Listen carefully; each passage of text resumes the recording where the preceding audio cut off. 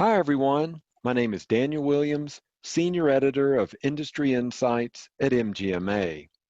Welcome to today's session, Mastering the 3 R's of Successful Physician Staffing: Recruitment, Retention, and Retirement.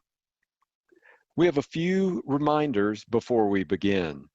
You can claim ACMPE, ACHE, CME, and CEU credit.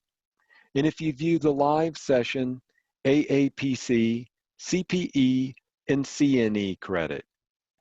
Claim continuing education credits starting next week using the MGMA CEU portal. The code for AAPC credit will be emailed to you. Submit your questions, resources, and comments using this chat area. Slides and resources can be found in the lower left section of the previous session page. The education for this session will now begin. In today's session, Tony Stadahar, President, Jackson Physician Search, will explore how practice leaders can develop actionable steps to help anticipate future staffing needs. Tony, I know you've got a lot of great information to share, so I'll turn it over to you now. Hi, everyone. I'm so excited to be here today. I hope you're enjoying this year's Medical Practice Excellence Conference. I only wish we could be there in person. I'm Tony Stadahar, President of Jackson Physician Search. As an MGMA executive partner and with more than 30 years of physician recruitment experience under my belt, I'm excited to talk to you about mastering the 3 R's of successful physician recruitment: retention and retirement. Let's get started.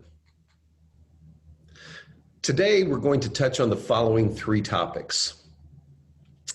I'll outline tactics and best practices to optimize your digital recruitment process so you can achieve your desired placement results and improve your ROI. I'll help you understand the benefits of leading with culture during the interview process, and more importantly, for retention. And finally, we'll examine the elephant in the room between physicians and administrators: when and how to discuss physician retirement plans. Let's review the current state of physician recruitment. The Association of American Medical Colleges recently updated the projected physician shortage to be between 54,000 and 139,000 by the year 2033.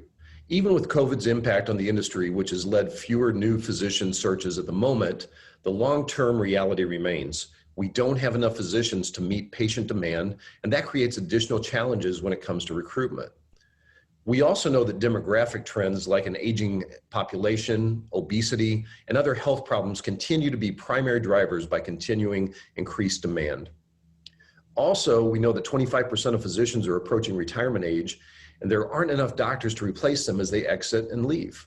So COVID is having an impact here too, with recent reports indicating that 25% of physicians plan to retire even earlier post-pandemic.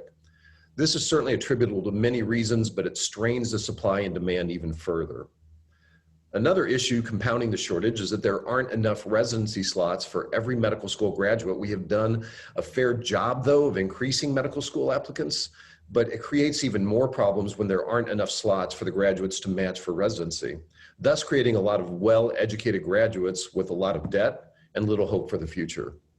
We also have a visa processing backlog, and foreign travel restrictions are making it even more prohibitive to keep J-1 visa doctors here after their training. Add to this that we haven't done anything of substance to increase the number of those foreign physicians in the US. Instead, we send so many back to their country of origin, even when they want to remain here. Additionally, advanced practice providers continue to have treatment limits. We've come a long way in regards to what they can treat, but there's still a lot of things that they cannot do without supervision. In short, the industry is facing a staffing dilemma that will require sweeping changes to solve. Until we have a face on the competitive market armed with the right recruitment strategies to increase your odds of hiring the doctors your medical staffing plans require. Let's take a quick look at some important numbers as it relates to your physician recruitment. 6 to 7%, or roughly 50,000 physicians, will accept new jobs in 2020, just as they do every year. Keep in mind it takes 6 to 9 months at a minimum to recruit most specialties. You can expect to invest a great deal of time and money in the candidate you ultimately hire, including marketing, interviewing expenses, sign-on bonus, and relocation stipends. Finally, the real sticker shock comes when you consider that lost revenue can easily reach $1 million annually during a single physician vacancy. Now, direct mail and other outdated physician sourcing strategies simply don't meet today's demands. We transitioned at Jackson Physician Search more than 10 years ago to a 100% digital recruitment strategy. It's the fastest and most cost-effective way to identify, engage, and hire physicians who are interested in the job while giving you the best chance to find a great fit with your culture. So in this fast-changing, complex, and highly competitive recruitment landscape, you have a big challenge in identifying the right candidate. Some candidates are easy to spot. Those are the 11% active seekers. However, those are the ones that most recruiters will target. The ones you need to reach are the 76% of physicians who are interested in a new role but aren't proactively seeking one. When trying to reach the 76% of physicians who may be interested in your job, your success rests in knowing how to reach them where they are, as well as standing out from the crowd. First, physicians are continually bombarded with potential job opportunities. 1 in 4 receive between 24 to 40 opportunities every month. So how can you reach them? So email is preferred by 95% of the physicians. 94% of physicians are using smartphones. 88% use personal and professional referrals to consider new opportunities, while 46% are attentive to job board alerts. But only 16% read direct mail, making it more or less useless in physician recruitment. As we just saw, 94% of physicians use smartphones for their professional and personal needs. That means email, job boards, text messages, and phone calls are at their fingertips 24/7. This probably doesn't surprise you, but 87% of physicians between the ages of 26 and 55 are active on social media platforms. Whether it's Doximity, Facebook, LinkedIn, social media can be an important part of your physician recruitment strategy. Social media isn't just for the younger generations. 65% of traditional physicians over age 55 are also using it, making this a really good channel for reaching passive candidates who are likely checking job boards every day.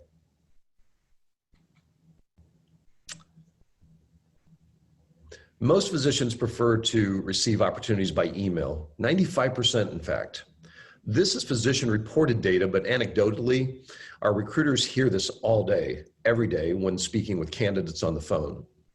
They want to be able to reference the information, they want to vet it with their spouse or significant other, and they want to be able to research the organization and community on their own timeline.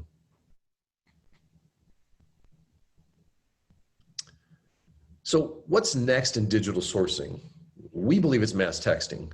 At our firm, we've just recently added mass texting to our sourcing strategy. It's effective in sharing new job opportunities, answering candidate questions, as well as confirming details about the on-site interview and the offer process. While mass texting is the newest tool on the block, we anticipate its popularity will rise. But what that content is and how it's delivered makes all the difference in the world. Remember the earlier statistic that 95% of physicians want job information by email? That comes with a big challenge, as these statistics demonstrate. On the left, you can see that 39% are contacted by recruiters multiple times per week. 16% are contacted at least once a week. That means half are getting weekly contact. But the true problem is shown on the right, where the job opportunities they're hearing about are not relevant to their interests. So it's clear that many recruiters practice what we call spray and pray. They're not taking the time to understand the audience segment and target them carefully. The effect is really a double whammy. First, physicians will tune it out completely. There's significant inefficiency, wasted time, and money in this process as well.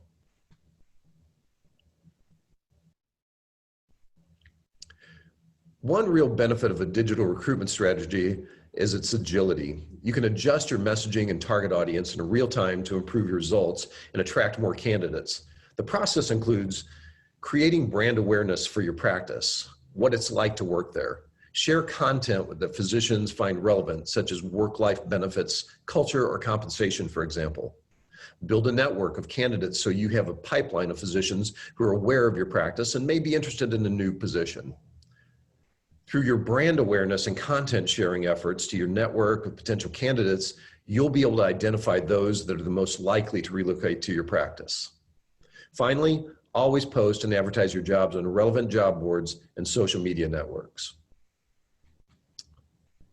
Through these cost-efficient and effective and far-reaching channels, you can optimize your time and sourcing dollars through targeted outreach.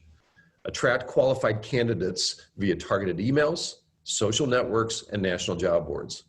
Casting a wide net on job boards will also have you taking advantage of resume search tools. It's effective at building a target list of candidates as well. Next, make sure your emails are targeted and specific. Keep your email list clean through one of the email address scrubbing tools, like NeverBounce, for example, and always test your messages. Jump on the social media trends by engaging industry leaders, sharing content, and targeting ideal physician candidates.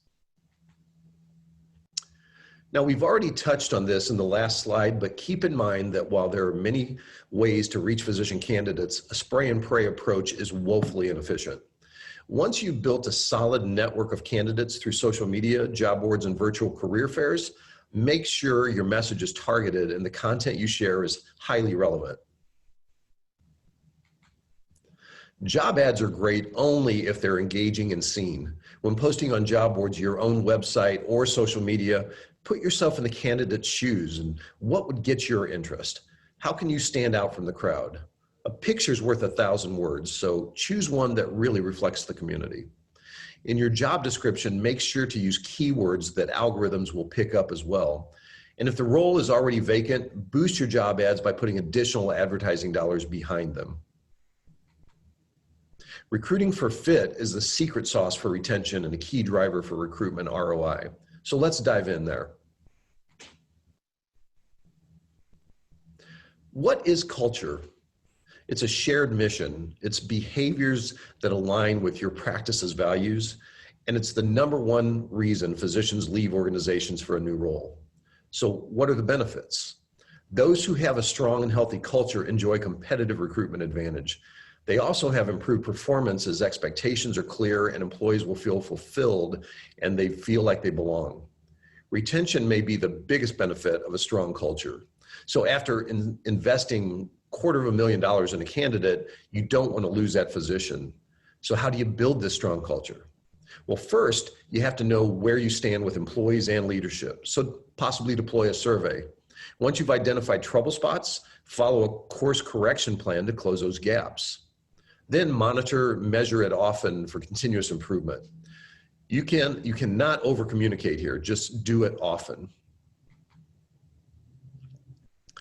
Jackson Healthcare, our parent company, conducted a study of both executives and physicians on engagement and culture, which revealed a big challenge. The executives overestimated how well they do on these important issues of fairness and respect. Physicians rated those aspects much lower than the leaders did, by quite a bit actually. Somewhat sadly, both groups agree on one point. Fewer than half think communication is good throughout their organization. So it's important to address these gaps because there are measurable business benefits to building a healthy culture and hiring people with values that align with your mission. Gallup research shows a direct link between employees' understanding of their organization's purpose and culture, and most importantly, performance metrics that are critical in healthcare. How many of you have heard an organization say, "We are mission-driven"? It's a very common catchphrase in healthcare. Gallup found that an average of only 40% of employees feel that their job is important to their organization's mission. However, in companies where 80% feel that way, they had much better performance. So by moving the dial up to the point where 8 of 10 employees understand their role is valued, they achieve significant improvement in key performance metrics, including 33% improvement in quality, 41% reduction in absenteeism, and a 50% drop in patient safety incidents. While the statistics we just discussed are extremely impactful in their own right, a strong culture where physicians feel aligned also drives satisfaction and long-term retention. Trust in the leadership team and the quality of communication across the practice go hand in hand to increase provider satisfaction. Once you've identified a candidate who is a clinical and cultural fit, the on-site interview is next. And making a great first impression will have a huge impact on the physician's decision to accept or reject your job offer. So let's look at the key elements of a best practice on-site interview. Transportation to and from should be seamless, and your hotel choice should create a memorable experience. Next, tailor the interview team with A players who can sell the vision. The CEO or practice partners absolutely should have time to meet with the physicians. Include both a professional tour and a community tour. The latter should include the spouse or significant other, so before a candidate will accept, they need to envision themselves and their family living and working in your community. Finally, leave no questions unanswered before the final goodbyes. Before we move on, the on-site interview deserves a little more attention. It's the make or break moment that both the organization and the physician can determine the fate of an offer being accepted or rejected. Just recently, we surveyed more than 200 physicians to learn what elements were most important to them. So they told us that they went on an average of 4.24 interviews before accepting a job. 69% roughly had only one interview with their current employer to assemble your best team to win them over and make sure all questions are answered. 35% made the decision on the way home to accept the offer. That's an important stat. 35% made the decision on the way home to accept the offer, so it was a gut feel after the interview.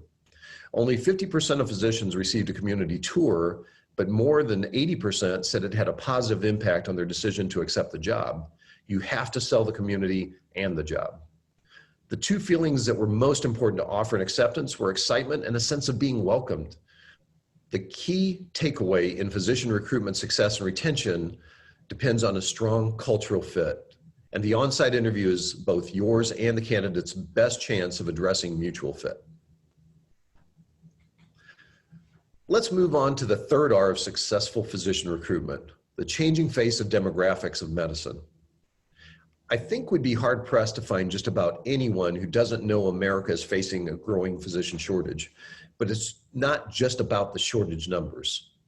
We know that the rate of retirements is outpacing the addition of new physicians, but seeing it charted like this really brings home the enormity of the shift in age and in the demographics.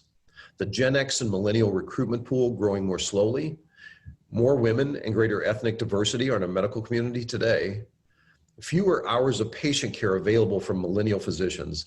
It's been studied and estimated that they work on average approximately 13% fewer hours per week relative to their older colleagues. Knowing that 25% of physicians are approaching retirement age, Jackson Physician Search conducted a survey on practicing physicians and healthcare administrators to better understand the situation. Key survey findings included physicians feel it's their responsibility to initiate retirement conversations, but they are less comfortable doing so than administrators. Physicians and administrators have vastly different opinions on what the ideal notice period is for retirement. Administrators assume many physicians will fully retire, but a number of them plan to work elsewhere. There's a lot of nervousness surrounding the retirement conversation. On one hand, you need to know what your physicians are thinking. On the other hand, you don't want to risk them feeling pushed out, or worse, get into HR compliance issues. Communication is key. We learned that 81% of physicians think it's their responsibility to bring up the discussion, while only 37% of administrators think physicians should bring it up. Strong communication often relies on one or both parties feeling comfortable. In our retirement survey, we learned that just 52% of doctors feel comfortable, while 74% of administrators feel comfortable or extremely comfortable. Clearly, there's a disconnect between physicians and administrators when it comes to initiating the retirement discussion. Physicians feel strongly about driving the retirement conversation, yet only half are comfortable or extremely comfortable having it. Administrators are concerned about having the conversation for a variety of reasons, like age discrimination, for example. There's no established process for initiating conversation on either side, including who is responsible. Look at the disparity here. The majority of administrators want up to 3 years of retirement notice, while the majority of physicians feel 6 months or less is appropriate. Seeing this, the previous two slides about initiating the retirement conversation make it all more important to establish a plan for your practice. Considering the time required to fill certain specialties, it's easy to see that 6 months or less notice would create a vacancy that would impact your staffing plans dramatically. Because it can easily take 6 to 12 months to recruit a physician, as well as another 6 months or more for the physician to be licensed, relocate, and ready to start, planning for physician retirement is critical to meet patient demand. So overcome this challenge by utilizing the following tips. It's important to know your time to fill benchmarks, establish appropriate standards for retirement notice and communicate it to physicians. Build in a contingency plan for recruitment because it may take longer than expected, so you can consider things like locum tenens, part-time, etc. Administrators and physicians also have different ideas about how they'll transition to retirement, and this can work in your favor. Administrators believe that nearly 40% of doctors will fully retire, but only 17% of doctors are planning to retire and ride off into the proverbial sunset. In fact, nearly 28% of them plan to work part-time elsewhere. Upcoming physician retirements will continue to challenge the industry for years to come. And while the research shows that administrators and physicians aren't entirely on the same page regarding retirement, the silver lining appears a good number of physicians aren't planning a full exit. By initiating the discussion early, you have an opportunity to include part-time physicians in your staffing plan, giving you additional time to recruit and onboard newly hired physicians. So here are a few things to consider. Talk to your administration about flexible options. 25% of physicians don't plan to fully retire. Stretch your retirement timeline to include the option of a reduced schedule for physicians who wish to stay part-time. Know the real reason why your physicians are retiring. Can you resolve their concerns? Benchmarking and monitoring key recruitment metrics are critical in this competitive market. Here are some key indicators to keep a really close eye on. You need to know your spend per hire, your retention metrics, and have a plan for retirement. Working on reducing your interview to hire and time to fill ratios for improved recruitment ROI. And at the end of the day, how many placements per year are you reliably making? Is it enough? Do you need help with developing a better process or in-house tools? Or would choosing a recruitment partner result in better use of your recruitment dollars? Only you can decide what is best for your practice. Recruiting top physicians can be an expensive and time-consuming process, which is even more reason to streamline efficiency. Each day you are recruiting equates to thousands of dollars in lost revenue, and hiring more quickly will benefit your group's bottom line as well as productivity, morale, and patient loyalty. Improving these three outcomes even minimally can result in a huge impact on your bottom line. On the right, you can see that improving your interview to hire ratio from 5-to-1 to 3-to-1 results in a cost savings of roughly $18,000. On the left, if you shorten a vacancy by just 60 days, you can expect an average revenue gain of $138,000. The key to improving these outcomes all comes back to leveraging technology to recruit efficiently and being strategic to recruit for fit. I'd like to thank you for attending this session today. I hope you got some helpful tips that you can use to win over more physicians to come to your practice. So I'm happy to take any questions, and if there's anything else I can share with you.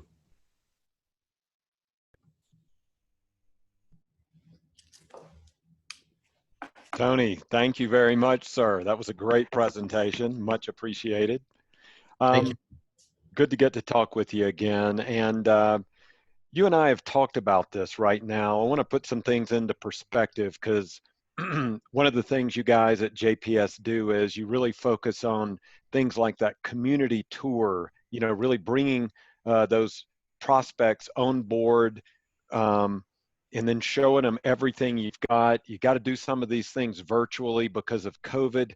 Talk about that. How do you fully integrate that community side? I know you talked about a digital strategy, but let's take a deeper dive into that and get a better understanding of what it looks like on the ground or on the screen for people. Sure, absolutely. Yeah, and prior to COVID, this was just an integral part of recruiting.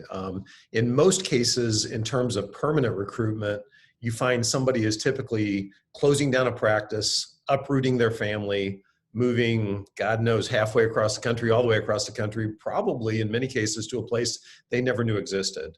Yeah.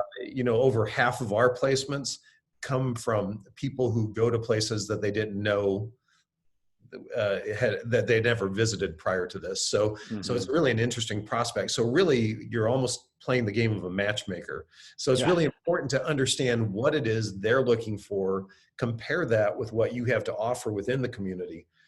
It's a lot easier to do when you can get them on site. It's Hmm. very easy to do that. Then you can have that emotional connection. You can have somebody do the things that really make the difference of somebody selecting your location over another location. For example, many physicians say, the connection I felt with one or two people while I was there, it was like they put their arm around me and said, you're going to be fine. Your family's Right. going to be fine. Come on, we're going to help you. But it has been much more complicated. And, being an older, seasoned recruiter, I guess is a better word, maybe seasoned. But I would say that I was really skeptical when this started to say, I don't know how people are going to make this decision to relocate without having visited someplace, or Hmm. more importantly, having their spouse visit. But to everyone's credit, they've really embraced platforms like Zoom and Teams and things of that nature to put together really efficient meetings and to get as much of this feeling across as they can.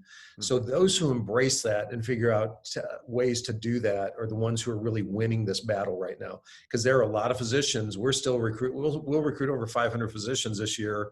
And obviously the Wow. majority of them are going to be virtual. So it's Yeah. still a big number. Anyway, I would say just try to do the same things, get the concept going. I've had people, actually some clients who have said they've done some things creatively, like take a camera when they're on a Zoom call and go around the community, or go into an area, maybe a rec center where their kids might be, or into a daycare center where a mom may be wanting to take her children. Right. Those are all the things that people are doing creatively, and then getting their key players, people who can come across well face to face, they're having to do it via Zoom. So Yeah. it's not perfect, but it's working. And those who do a good job of putting that together are the ones who will win the candidate. Yeah, you brought up an interesting term here. You said you're playing matchmaker. Um, there's something to be said about being able to meet somebody face to face, really get a good feel for them over the course of a day or maybe a couple of days during a community tour and a series of interviews. It's not that you can't do that virtually, but what's the psychological part here? What's the quote matchmaking part where you can look at all the resume, the some background stuff on somebody, but then you've got to make a decision. You got to make sure this person's the right fit for your organization. How do you how do you do that and do it effectively virtually? It's a great question. You know, it is actually similar virtually as it is to face, but you just got to figure out how to get it done and come across the best you can. Um, Actually, one of the interesting things about the virtual interviews right now is I think this is going to affect the industry long term, because what we're finding is we believe that by doing these virtual interviews, even when things open up and the floodgates open where people can start traveling all over again, I think this is going to be a tool that people are going to embrace to be able to say, I can weed some people out without spending thousands of dollars to bring somebody in for a personal interview. Hmm. So I think you just have to get consistent questions, and you've got to be ready to ask questions on how these people are going to enter your culture, and can they be part of that? Do their values align with your organization's values? So there's some key questions that you need to ask people, but you need to consistently ask different people the same questions. Then you Right. can maybe gather some decisions from how those questions are answered. And the part that's difficult in this is that, and at the risk of sounding like I'm generalizing, Hmm. physicians are scientists, right? They're here to try and help people. And many of them do have very, very strong, good personalities, but some of them aren't necessarily that comfortable in this kind of medium. to be able to Okay. sit here and look at somebody they don't know and be able to smile and give answers. It's a Right. very uncomfortable situation. So you have to have some patience, but I can also tell you they're going to be people, if they can't come across in this medium, at least, at least to an acceptable level, Right. you got to be asking how are they going to relate to your patients when you get them in the office. So those are all things that you got to think about and figure out what's best for your organization. Sure. Now, we've had some interesting questions come in the chat area. Terry asked a question: is LinkedIn a good option for recruiting? And we can extend that to LinkedIn and other online platforms if you've got some thoughts on those. Absolutely. Yeah. And, I feel fortunate that we went down this path 10 years ago and made a wholesale change to say that this is where the world is going 10 years ago. And so we've kind of pioneered this whole method and areas we went down. I will tell you that LinkedIn, while it sounds like I noticed there were a couple of responses to that, I know LinkedIn can work, and we've had a little bit of success, but it's been very limited. Okay. Out of our hundreds of placements that we do annually, a big portion of those do come from social media, but the one platform for social media that probably many people online are familiar with is an organization called Doximity. I know them Okay. very well. I'm the original person on their advisory board when they came about many years ago. And this isn't a pitch for them, but this is just kind of, fish where the fish are biting, so to speak. Sure. And you consider that the founder of Epocrates, which was is the online tool to say how do drugs interact with each other, combined with one of the original founders of LinkedIn, and those two came together and made Doximity. So Okay. Doximity is, they hate when I say this, but it's kind of like LinkedIn for doctors. So Okay. 800 and some thousand doctors are on Doximity. It's HIPAA compliant, so it's only physicians. It is an extremely valuable tool, but it's also a very costly tool. Okay. It is so all of our physician recruiters, each one of them have a license on Doximity, but it's a protected environment where they feel that they can look around, they can kick the tires. They're much more passive feeling candidates, but we get a great deal of placements out of that. Mm-hmm. Then we do the major job boards that you can imagine. We go to specialized communities if we need to, but in most cases, we're very heavy in Healthy Careers, for example, New England Journal of Medicine, Practice Link. These are all places that we spend money on our clients' behalf to be able to get responses. So I would say, as it relates to the original question of LinkedIn, I would say probably maybe 1 or 2% of our physicians might come from that tool. Now, granted, we don't put a lot of effort in that because we focus that money more in other areas that we believe come. We do get a fair amount of response on LinkedIn. We do utilize it more for things like advanced practice Okay. professionals. So if you need nurse practitioners, PAs, that might be a better venue for that. But physicians, by and large, are not searching for jobs on LinkedIn, in my experience. Okay. Okay. Now, you and I talked months ago when COVID was first hitting. We were looking at the psychological aspect, but Mhm. something that was taking place when we were at that max capacity of being able to handle all of the new cases, and we were, initially in that lockdown, we were seeing a couple of different stories take place. One, some doctors were being reported in news stories coming out of retirement to help in, pitch in, that sort of thing, taken an exit and now have moved in that direction. Give us an update now. What has COVID done to the workforce of physicians that are out there? Are you continuing to see people going ahead and retiring early? What's happening there? Yeah, I think historically we've had other things happen, as you know, in the country and decades ago or last decade, when the recession hit, when the ACA came about, there's always things that come up that make people rethink their position. And Okay. what am I going to do with my life from here on out? Shoot, even I looked at it and said, good Lord, this is this is crazy. And I was planning on 3 or 4 more years till I retire, but I'm going, Right. would this be a good time to just go ahead and pull the plug? So I think anybody in general is asking themselves a lot of questions because you have a lot of time sitting in your house with the same people all the time. Yeah.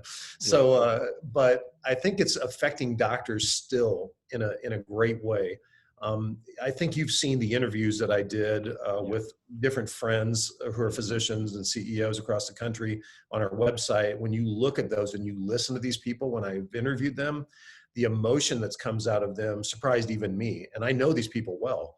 And I'm talking to them, and you hear the angst in their voice, the feeling that they're coming to work every day, especially when you get into a hotspot, and they're dealing with death and dying all the time. Mm-hmm. And in most cases, they're even going home to empty houses because they're trying to separate themselves from their families because they don't want to get them infected should they become Right. infected. So it's a very stressful place for them to be right now. And I think it's natural for people to say, I don't know how long I can do this or how long I want to do this. Right. But my belief in physicians and what they did to become physicians and what I'm seeing is that it's easy to say that, but it's very hard for them to let go because it's not in their DNA. They're going to Mm-hmm. keep working. And I think Right. to your point earlier, when you talked about physicians saying, I'm coming out of a retirement to go hit, New York City or Albany, Right. Georgia, or, now some of the hotspots that are flaring up, El Paso, Texas, you look at that and you see the people who are responding and doing this. I just don't see physicians jumping off the bridge just because of this, Right. unless it just becomes such a mental stress that they can't deal with it. And one of the things we did in the last webinar was talk with a psychologist and a psychiatrist, both to discuss those things. And right now, I think most importantly, if you want to help your docs and you want them to stay around, make sure that they have help accessible to them, that they have Mm-hmm. people in the psychiatric field to be able to be there and be resources for them if they need to reach out. So I think it's just something that you need to continue to talk about. But Yeah. my friends who talked about that, I mean, my good friends said, yeah, it's tempting, but yeah, I'm not going to retire. So Right. that's just Right. my anecdotal experience. Sure. Yeah. One of the things, there was a question that came in that you had mentioned. It takes 6 to 9 months to recruit a physician. You and I had talked offline a while back that there might be a little bit of a disconnect at times, because if it takes 6 to 9 months to recruit, but a physician may give 2 months or 3 months notice before they leave, or shorter than that even. So you're looking at a gap here where, oh my gosh, we've got to fill this spot. Um, First of all, can practices build out a strategy? Is there a communication where they can speak to these physicians like, hey, we completely understand if you're moving on, or you're going to another place, or you're retiring, or whatever it may be, let's get on the same page so we can work together, and then we can be building out our next plan so we can fill this spot as well. So talk about that a little bit. Yeah, and let's start with just that time frame. So, Mm-hmm. if I looked at things, and just to give you an example, in a perfect world, if I decided today I need to start recruiting, I'm either going, if I hire somebody, I got to trust that they're going to do the right thing. Or if I have to do it on my own, I'm going to say, I need to start advertising right away. Where am I going to put the word out? How am I going to do this? So you get that part started. You start identifying candidates, maybe in a really good world, maybe you start seeing candidates in 30 days, 60 days, something like that. By the time you do interview process, you send out offer letters, you get contracts signed, maybe again, things are going well, maybe 90 days, you've got a contract in hand, you got things ready to go. Then that physician on that side has to close down their practice, uproot their family. Is it time for the family to move, depending on what school year, what time of school year is, and all of those things come into play. And then, oh, by the way, you got to get a state license in many cases as well, which can take 4 months For minimum, sure. sometimes a year. So all of a sudden, this time just adds up. So now back to the flip side, one of the things that I was really taken by in the survey that we did about physicians retiring is that the percentage of them that say, yeah, I'm retiring, but I still want to work. But most hmm of them will say, I'm going to still work, but they'll go to a locum tenens company, or they'll try to do something. Okay, maybe I'll go home and work a month here or a month there or something like that. But many of them, I think it's a missed opportunity, that because these conversations aren't happening with people who might be retiring or at the verge of retiring in a few years. If those conversations aren't had, they're just going to go do whatever they do. And it's going to be without your knowledge or your ability to try and sell them on saying, well, listen, if you're going to do that, I would love for you to be a part of, continue to be a part of this. So you're a valued part of the medical staff, of hmm the medical group. We would love to continue utilizing you. You tell us what's good for you. And then they realize, oh, shoot, they're not going to just push me off into the sunset. They're going to let me continue to help, and I'm going to be comfortable. I can still make some money, work maybe half-time or 30% of the time, whatever it is, but you can utilize that at a much better rate than you can if you ever have to use locum tenens company, that's for sure. Sure, sure. Got a couple of really interesting questions here. I want to get to, we've got about 10 minutes left. So what is the pool of physicians passively looking for new roles compared to open roles? Also, is it cyclical, meaning are physicians looking for new roles at certain times of the year? Okay, let me start with the latter on that. Okay. And that's that physicians are always looking. The predominant amount of things that are happening will be relocations during certain times of the year. And that coincides in many cases with, say, residency programs are typically going to end in summer. So people take their first jobs in summer. hmm They end up signing a contract that's a year long or 3 years long, but it usually ends in summer. And Okay. so things are usually tied from that very beginning process to make those changes. Doesn't always happen that way, because we do see people move, different months all the time. But I would say those middle summer months of the year are usually when people will physically show up on your doorstep to start practicing. But they're looking to fill those roles at any given point in time. And it's a wide variety. There are physicians that believe, man, I'm gonna start looking now, 2 years out. Yeah. Sometimes we hear people 3 years before they complete their residency are already starting to consider what they want to do. Wow. So it just depends if they're planners or they're people who fly by the seat of their pants. Or in this case, this has been the most unusual year I've ever seen, because there's so many physicians that re-entered the market that thought they had contracts lined up, and people had to renege and go back because Mm, their volumes were down, their revenue was down, and they couldn't afford to bring on the physician. So they had to avoid their contract. So it's been a really, really bizarre year, but that shortage is still going to be there. But actually relocating, yeah, the majority of them are going to be here. The percentage of physicians that are looking and that are passively looking, you hmm saw the statistics. I mean, Right. probably it's 60-70% of physicians are always going to be looking all the time. And and I would say that's not unusual just to that profession. There's a lot of people, when you look at culture and you look at things, one of the things I love about the last years of my running this company is just continuing to try and build that culture where people want to be here, they want to be around. And we saw some of the demonstrations of things that affects positively. But physicians, the majority of places aren't always going to be that way, and there's always something going on. There's always hmm something, or did I not, is this physician giving me a hard time? Is the medical director not doing this? Is the medical group manager treating me fairly? Should I be making more on my RVUs? Should I be, whatever the case may be? Right. Well, shoot, I might just take a look and see what else is happening out there. So that kind of stuff happens all the time. But in reality, still 6 to 7% of physicians, I mean, for the last 30 years, that's the number, six to Okay. 7%. You can take it to the bank. That's how many are going to, now that's a big number though, don't get me Right. wrong. But still while 70% of them are kicking tires, not that many are going to move. Okay. We've got another question. This one's from Ryan, and it falls into that relocation aspect. He says, are you seeing a higher rate of physicians leaving areas impacted by natural disasters or other social issues this year, more or less compared to other years in the past? Yeah, we are seeing a slight uptick in that. But again, we also saw the same thing happen after 9/11.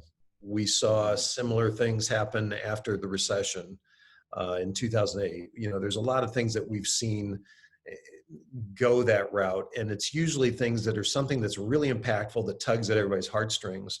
And in most cases, the things that you hear people feeling like, I need to get, I need to be closer to family, Okay. and when you see people who are dying in hospitals alone and how that's Mhm. affected, not that you can even make a difference, even if you're in the community, but there's something that just is inherently making people Yeah. want to be closer to family when these kind of things happen. So we've seen a slight uptick with people saying, I want to go back to where my family is. But I wouldn't say it's significant. I would say Okay. maybe if I had to put a percentage on it, maybe 10% higher, but I would still say that people think that in many cases, but then their minds kick in and go, okay, well, there's also other things that come along with that. There's, Sure. the pros and cons of moving home. So, Hmm. but it's a great question because yeah, it is affecting some people. And as our psychiatrist said in our last webinar, Right. it's a natural tendency for people to feel that way. Yeah, I think it's just a basic human need, and so many of us right now are, locked down in a certain part of the country Yeah. and haven't seen elderly parents or grandparents during all of this. I know that's the case with myself, so you just kind of Yeah. communicate any way you can at that point. Yeah, and there's a certain amount of guilt that comes along with it. I mean, I'm no different. I'm in Alpharetta, Georgia, and my entire family's in St. Louis. So Hmm. it's sometimes it can get to your gut a little bit. So Sure, sure. Um, Jocelyn responded. She had a question that followed up on the behavioral side, the behavioral aspects we were talking about. I love this question. How do you approach those hires that go south in less than 90 days? What do you do? How do you try to handle it? And then how do you make sure or try to make sure it doesn't happen again? yeah, that's really a good question. You know, while you hope you can do a very thorough interview process and behavioral interviewing and that sort of thing, in our business as well, you many times can still, not many times, but hopefully a small percentage of time, you're still surprised. It doesn't come across the way you want. Some people interview really, really well and can sell themselves. Even physicians can do that. But when they get there, it usually those things that she's talking about, you see pretty quickly. You Hmm. start seeing within a matter of weeks to say, wow, this is not what I expected. Why is this happening? And then the key thing that we've seen our clients do, our major clients do, is to say they hit it and hit it head on right away. You don't do it in an aggressive manner, but you do bring them in and just Hmm. start questioning them, as to say, this, I've noticed this happening. This is out of line with what our typical culture is. It feels like something must not be going right. You must not be feeling good about something. So help me understand what's going on to cause this rift or behavior that we see coming. And then once they explain it, then you either know that maybe they've got something that's true, and maybe there is something that needs to be fixed on the other end, or that it's a potential problem with them. Then you just lay the groundwork. And typically, my HR hat coming on, which I've had to learn over 30 years after Right? being a recruiter, is to say that you then have to start documenting and just say, okay, well, Okay. listen, I get it.